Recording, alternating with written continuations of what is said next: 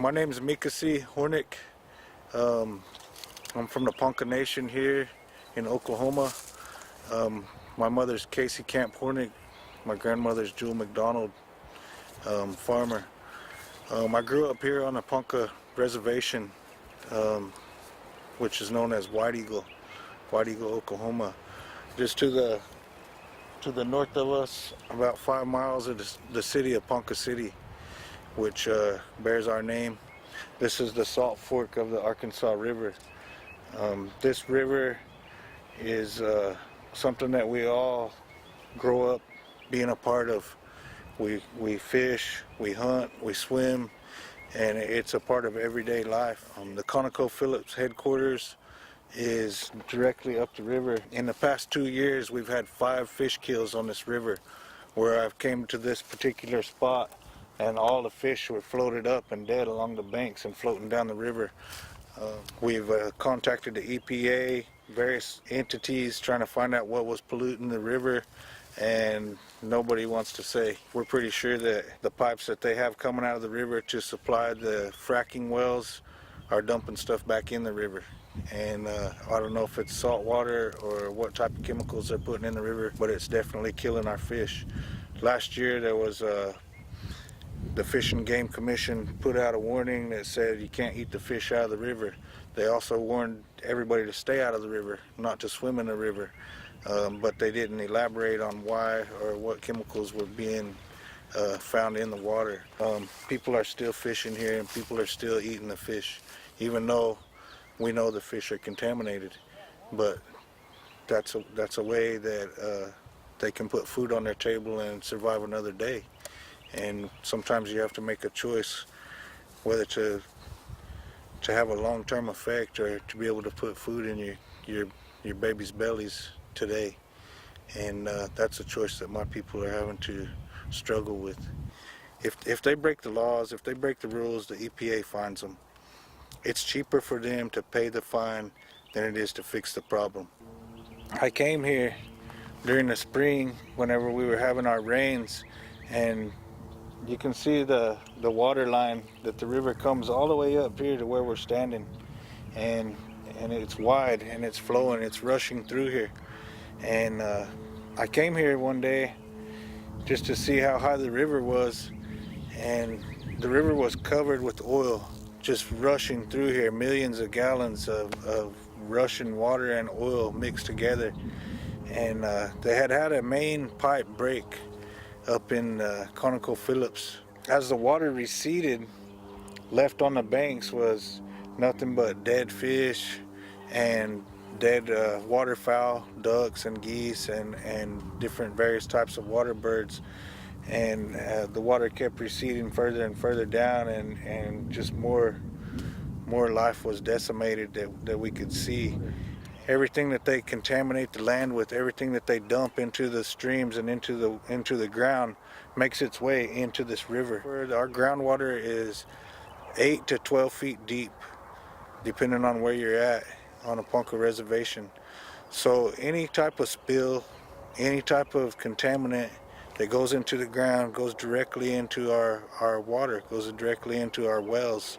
When I was a boy, I could leave my house here and I could go hunting, and whether I went down this river bank or whether I went down the other river bank, I never had to carry water because I knew where the springs were, and I could always stop and drink good cold spring water.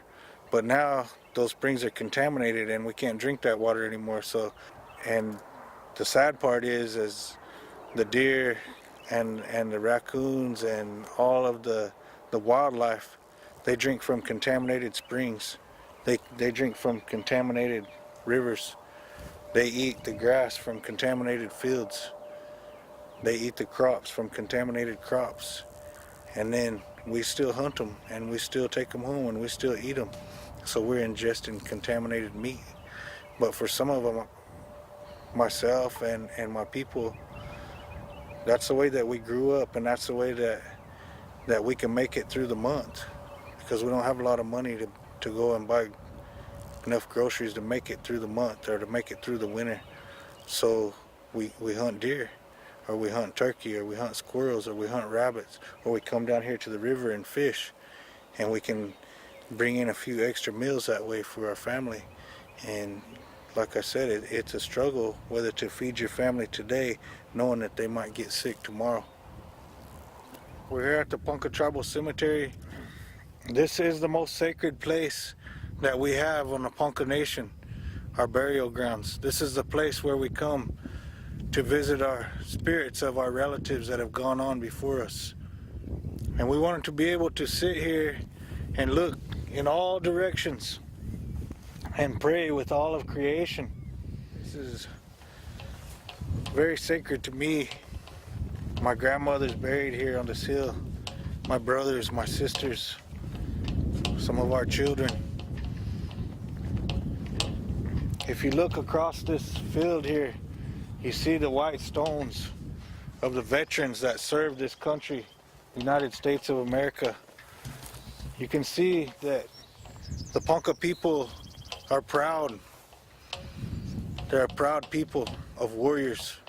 The Ponca Nation never made war against the United States government. The Ponca Nation honored every treaty ever made with the United States government. The United States government broke every treaty that they ever made with the Ponca people. They broke, they lied, they stole, and they cheated the Ponca people, and they're still doing it today. And many of our warriors gave their life to defend this country.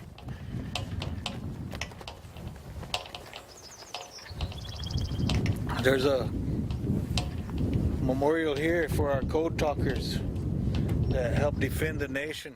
When the bugle call for military service arose, many brave Ponca answered. Some did so before we were citizens of this great country.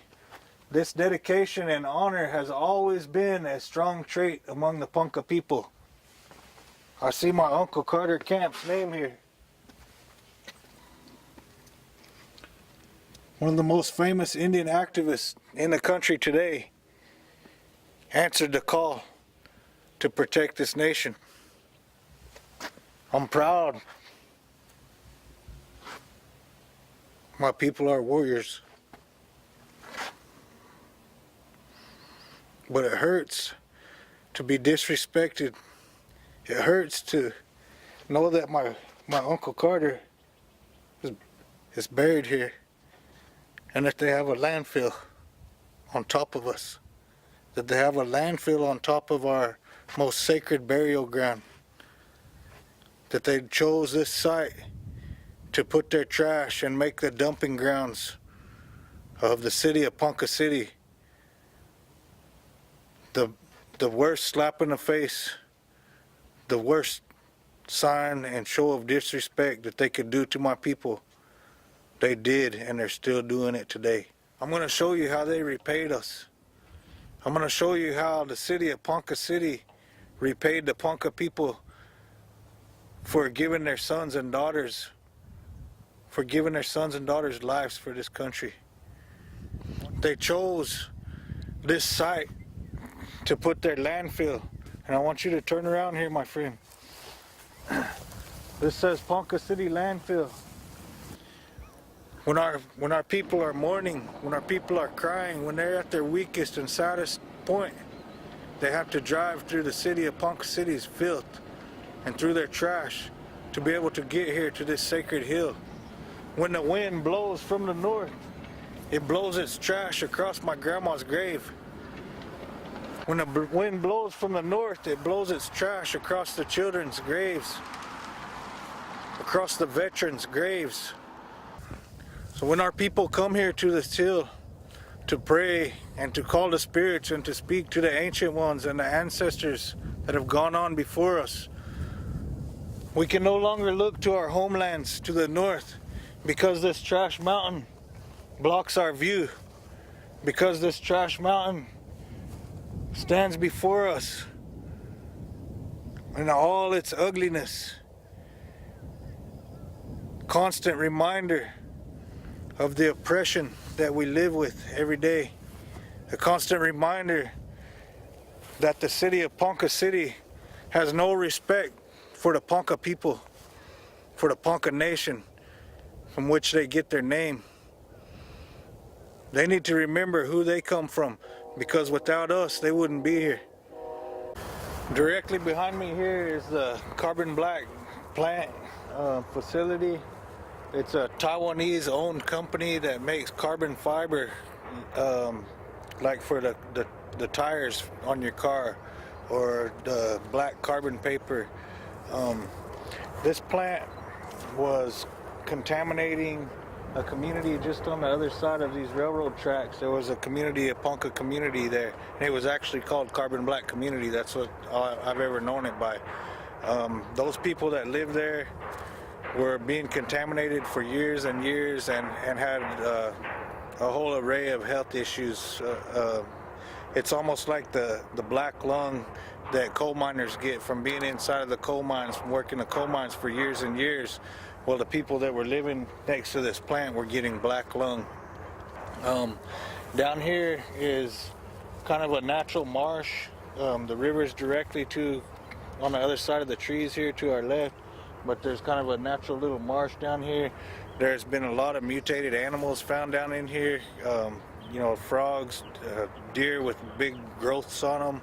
Just a lot of weird stuff coming out because of I guess that they're eating the grass that's contaminated with the carbon. If you look at the trees, you can see that these trees are much darker. The ones on the outside edge, they're black.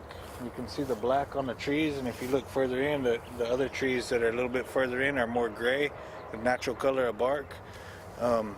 If you walk through the grass over here behind the fence and probably along through here, it'll turn your shoes black. Their favorite trick is to wait until the middle of the night and then fire up their stacks so that nobody can see how much smoke and how much contaminants they're putting into the air. So they wait till nighttime. Right now you don't see anything coming out of those stacks, but at nighttime, I mean, it's just billowing out and billowing out. And they also like to do it on real super cloudy days too. They'll release a bunch out, when the clouds are low, so that you can't tell which is what. But zoning laws and tax breaks, because the city of Ponca City zones everything that's contaminable, everything that's toxic, everything that's dirty, everything that they don't want to live with.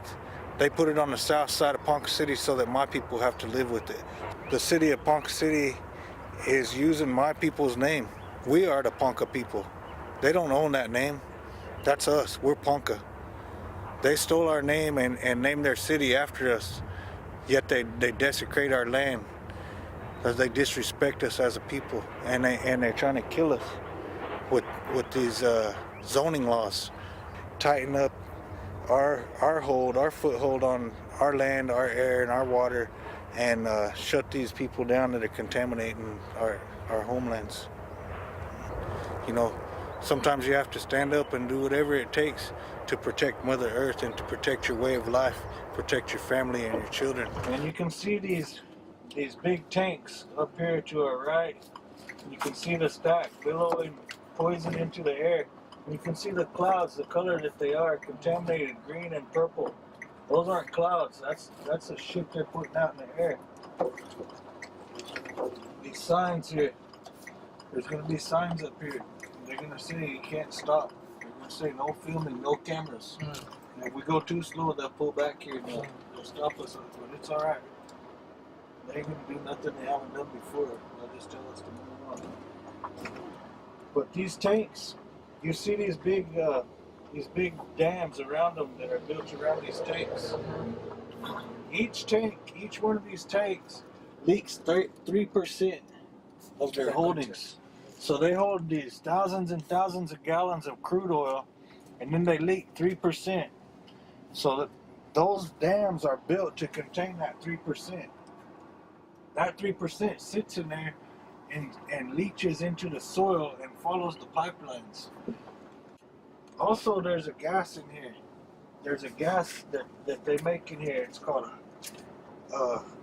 hydrogen sulfide and hydrochloric acid.